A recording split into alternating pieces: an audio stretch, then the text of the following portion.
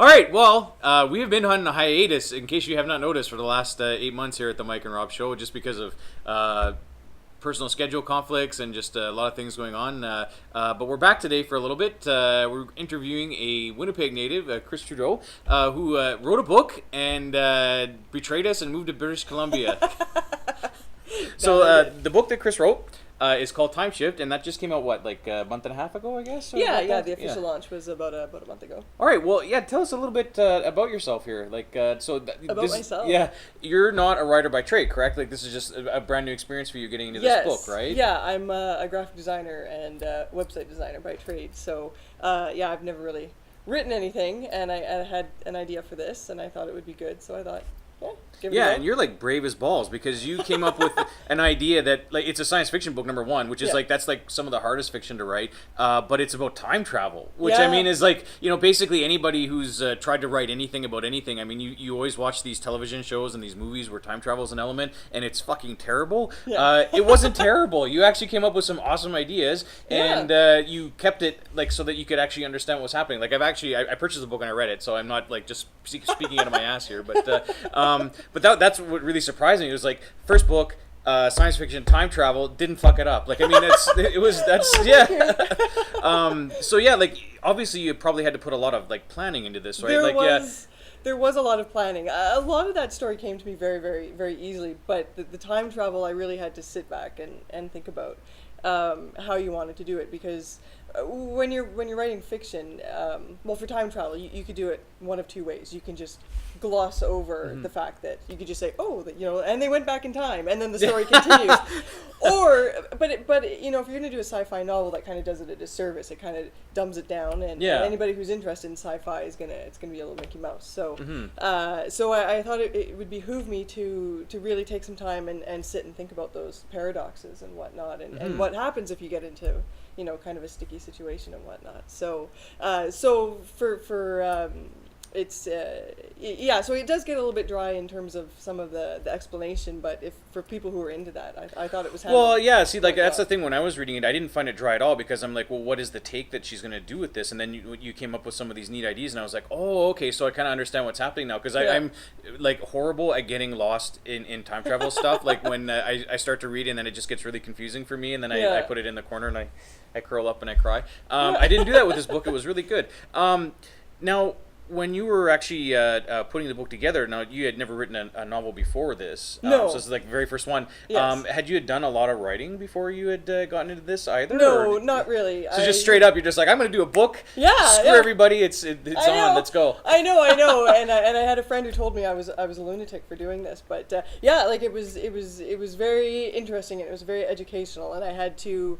Like, I had no idea, I couldn't, like, I remember learning, sentence structure in school and whatnot, but, in terms of making a real book, I had no clue. I had to go, I bought used books, and I just saw how they did their sentence structure with the, the narrative and conversation and whatnot, and I had to, like, relearn all of it. So that was very educational in that regard. No, that's amazing. And I mean, because in our day jobs, the producer and I and Rob, we work at a college. We understand about the whole learning style thing, and some people learn just by doing it, like just by they give you a task, and then if you are able to have the freedom to just do it kind of any way that you want, just like actually diving in and trying to get it done is a valid learning style. So I mean, it's obviously that's worked for you, because you got this book out, and it's amazing. So in terms of the actual time from doing the planning to getting the novel out, how long of a process was that for you for this book? Well, to date, it's been over 6 years. So wow, eh? Yeah, so having the idea for the story and getting that really, really rough draft out, I would say probably took maybe a year and a half. I'm a bit sketchy on the time, but after that it was the rewriting and the rewriting, the polishing, and there was so much of that. Well, and it really shows in the book, because I mean, like, for people sometimes that have never written before, they sometimes will get into these things like the National Novel Writing Month or whatever, like in November, where they like do a book in 30 days or whatever. How do people do this? Well, I don't know. You can really tell though that all these books were written in 30 days. Like they're really raw for the there's just a lot of things that just kind of don't really gel very well together, or Yeah. whatever. And for like a first novel, the amount of cohesiveness that you were able to kind of bring in, and the style overall was just really consistent. Like, well, thank you yeah, very I know, much. because I didn't know who you were, and then Clayton was like, I have this friend who does writing and stuff, and I read it and I was like, holy shit, how does Clayton, our producer, know this person? This person is obviously way too classy for all of us. So this is you've obviously got it in print and digital as well. Yeah. Did you have it in bookstores here or anything like that? Not in Winnipeg, or? Winnipeg yet. I'm in talks with McNally Robinson at the nice. moment, and a couple other places. So it'll be in stores soon. It is available online on Amazon and on the official TimeShift website. Yeah, and so that for the people at home, I'll put that link down on the bottom. So I'm giving the producer something to do now. It'll be timeshift-novel.com. Or hyphen if you want to be an English major about it. The time that it took to kind of get it out or whatever, now that it's done, like, are you thinking that, this is going to be like kind of the same amount of time you have to put in for the next one, or is it going to be that you think a little bit faster to kind of get it done? Or? Dear God, I hope it's quicker.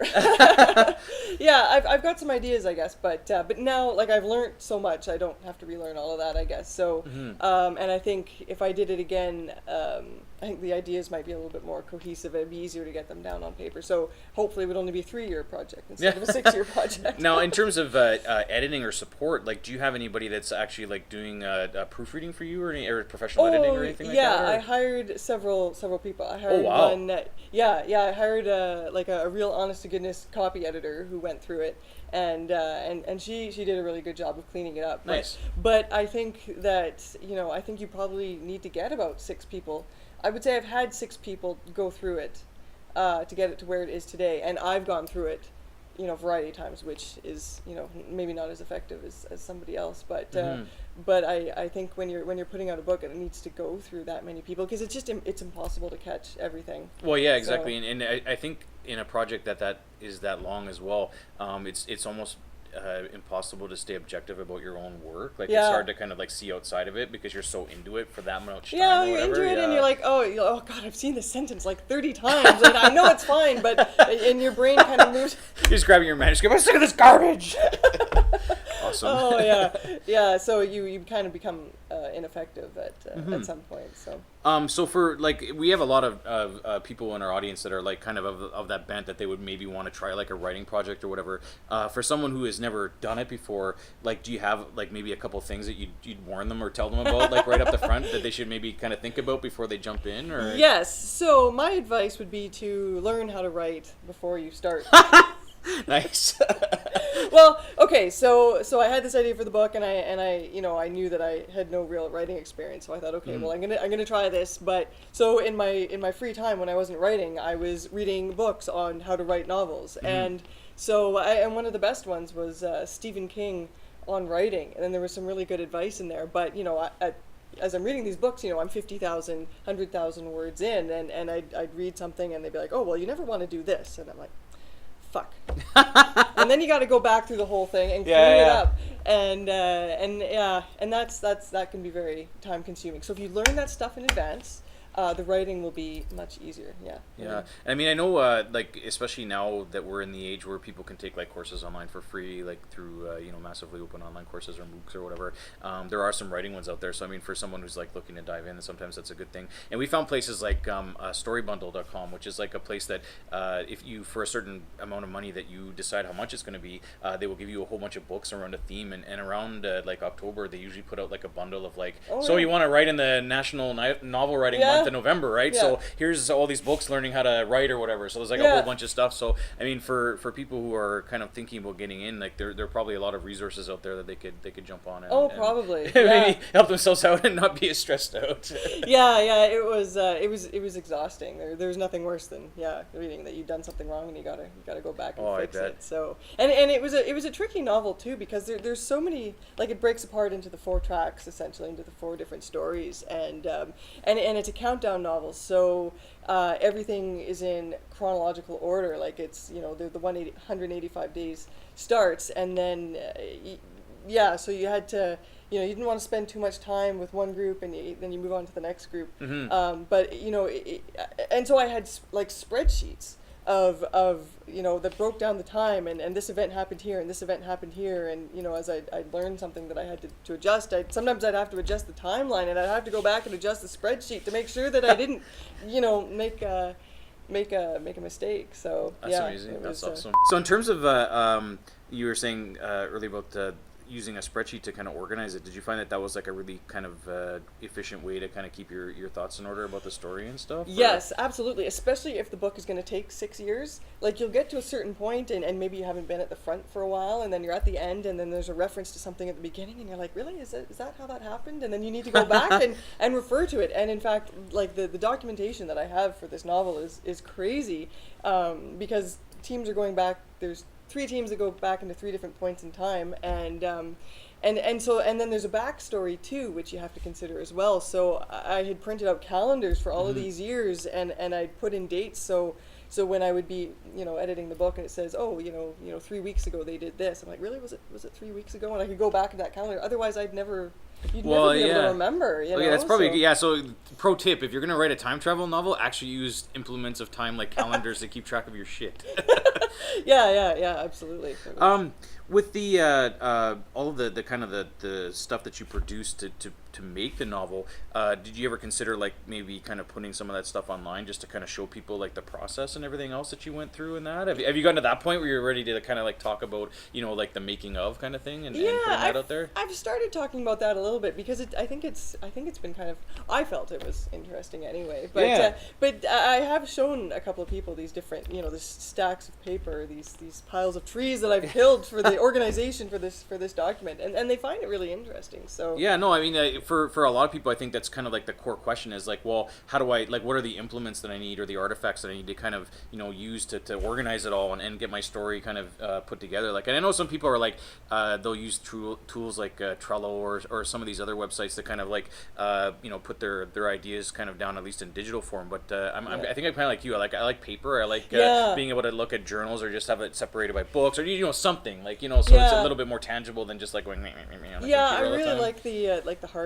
hard copy approach. Yeah. You can have it in front of you and whatnot. So I found that to be a very handy tool for sure. Mm-hmm. So yeah. Now, when you actually put it together, like, was there a kind of a difficult process involved with, say, like, contacting Amazon or whatever to actually get your book sold on that platform? Like, did they give you any kind of grief at all about setting it up, or was it pretty smooth to just get it out? It was pretty smooth.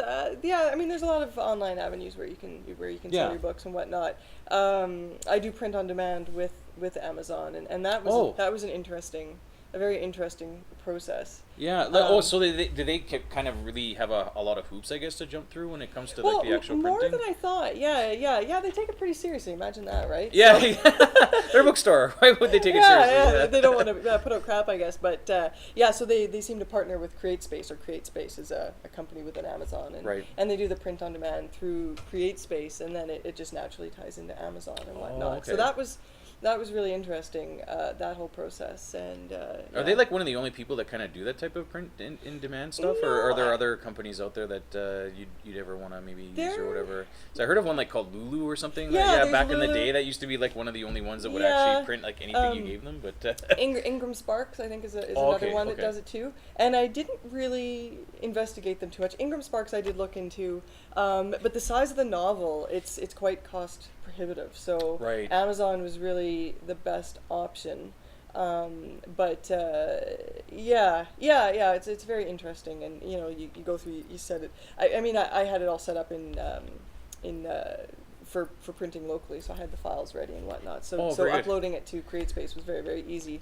What did you find with your graphic design background? Like, had you done a lot of print design before this? I'd done a lot of print design. Did you put all of that into like making the printable manuscript for this as well? Yeah. Really? So that came in handy, I guess. It's funny. Like, I was able to do everything, like from writing it to designing the cover to laying it out. Dealing with the printer and all that. See, kind of stuff. That must save like so much money. Because I mean. I don't know how authors do it, to be quite honest. Well, they have to because- hire a service, right? Like, Yeah. and then the service is probably going to charge like a huge crap load of money because Yeah. it's a hard skill to know. Yeah. Well, yeah, and it's tricky because I mean you can spend so much time on covers and layout and whatnot. And, Well, on covers especially, it's its own little discipline, really. I mean, like, because Yeah. there's a whole bunch of people who do nothing but that, like make Yeah. book covers or whatever, and it's like Yeah. obviously like a skill that's in demand for people who are in that industry. But Yeah. yeah, I was kind of curious because I didn't know, like, because I know like with ebooks they don't really care. It's just like Yeah. here's your Word document converted into Yeah. a Mobi and it's done, right? But Yeah. I mean, when for an actual printed work, I mean, there's a lot more that goes into kind of like the conception of the product rather than Yeah. just like here's your Mobi that's printed out on like 300 pages of 8.5 by 11 or whatever, right? Yeah, So, no doubt. Well, and it's so important. Like the design is so important because it's everybody judges the book by a cover, right? Yeah, exactly.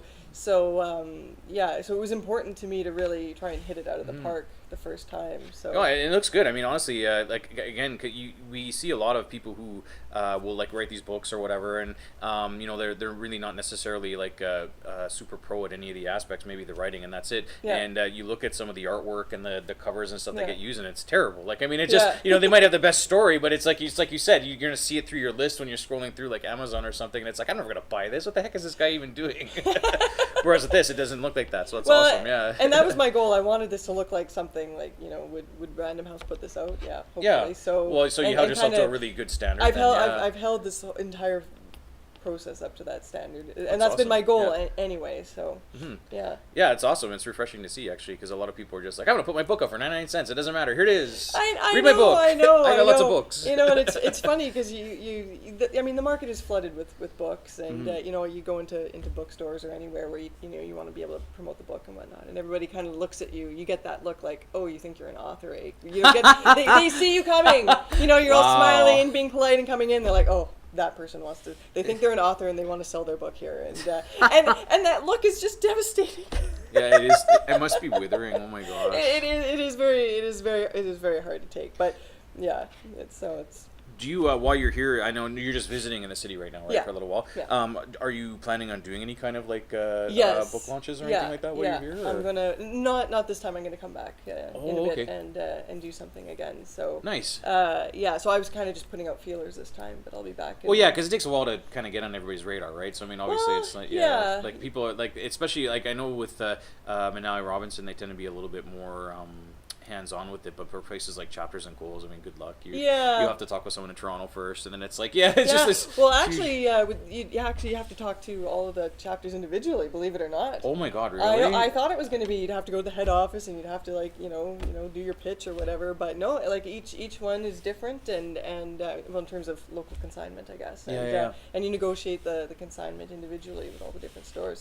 So that was a surprise. I was not expecting that. Oh my gosh, So. is that something you would like normally do on your own, or is that like for a typical situation? Would you have like an agent that would do that for you? Well, I think like, if you had an agent or a publishing company, they would publishing do all of company, that for you, yeah. and they would take care of all that distribution. So, but at that Oh, level, man. then they would probably just be going to the head office and saying, Okay. whatever the stores probably buy from a catalog or something like that, and then it's just it's just distributed. So. very good. Yeah. Educational process. I tell you, I've learned a lot. So, you're going to be coming back to Winnipeg to promote the book. Now, I guess the next big thing I guess we have coming up in the city will be Comic-Con. It's like our next big thing. So, are you going to be getting a table there with some of your friends, I guess? Yeah, or? I think Okay. so. That's the plan. I'd like to set up shop there. Yeah, and like, I know Brian's gonna be watching this. Brian's our contact at Comic-Con. It's gonna be like twice as big this year, so like Oh, we're really, eh? super excited. Like we covered it like a tiny bit last year, but I think next year we're actually gonna go full on. Like I'm trying to convince Robert that he needs to go, and he's like been really reticent against going. But with the increase in the venue space or whatever, they've doubled the size of the convention center. Then it should be a pretty good time. Yeah. And then during that time too, are you going to be trying to get the bookstore thing going as well? and Yeah, stuff? yeah. And, I'm hoping to time it all for so that it's just going to be week, one yeah. giant week of self promotion. And Yes, it's going to debauchery, be very scary and that's whatnot, awesome. But Though. I mean, but like, it'll yeah. be good. Yeah. It'll be really good. So this is for those late to the program, we're talking with Kris Trudeau, the author of TimeShift, and you can get the novel at timeshift-novel or -novel.com. In your real life too, on top of writing, you're also a graphic designer, correct? Yeah, graphic designer. And what's the website people can go to if they want to look at some of your design stuff? www.halftonepixel.com. Nice. Yeah, and she's won several awards for her design. If you get a chance to check out that website, you'll see a lot of different examples of work. And I don't know if you're needing some web design stuff done. I mean, like we don't have a website because we are only on YouTube. That's how fancy we are. But if you're looking for some web design stuff, she can probably help you out. Yeah. All right. Well, thank you so much for coming on to our magical show, and we'll see you, I guess, at Comic-Con. We'll make sure to stop by with our cameras at the table, absolutely. just see how things are going. Yeah, that'd be great. All right. Take it easy. Thanks.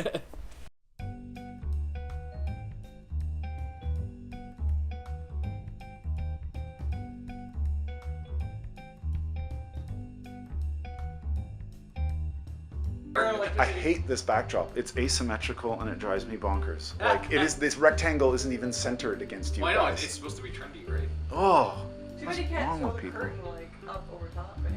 Yeah. This was undoubtedly designed by graphic designers. Yeah. Kris. Ouch!